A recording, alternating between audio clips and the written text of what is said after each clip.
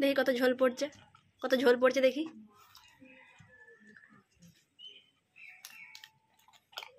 হাত দে, হাত দে, আগে হাত দে, তারপর আরো দেবো। দে ওই হাতটা, ওই হাতটা দে। না আমি ওই হাতটা দিতে বলেছি, ওটা দে। আর বিস্কুট দেবো না কিন্তু, না হলে ওটা দে। ওই হাত, এই হাতটা দে আমাকে, দে এটা দে। এটা এটা তো হয়েছে, এই হাতটা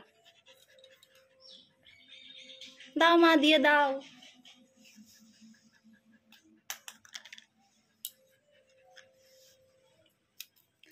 আগে তুই আমাকে হাত দিবি, হ্যাঁ। এবার এই হাতটা দে, এই হাতটা। এই তুই লুকিয়ে লুকিয়ে খেয়ে নিবি, হ্যাঁ?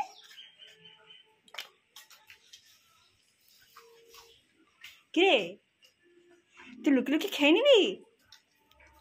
বস বস, গুড বয়, গুড বয়। ওই হাতটা দে। সবসময় একটা হাত দিলে কি হবে? ওই হাতটা দে। এটা না, আমি তো এটা তো লিখছি অনেকবার ধরেই, আমি এই হাতটা নেবো। দে এটা দে, এটা দে, এটা দে না, দে এটা দে।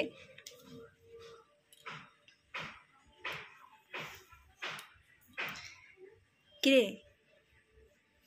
পাটি পেয়ে দেবো, একটু পাটি পেয়ে দেবো।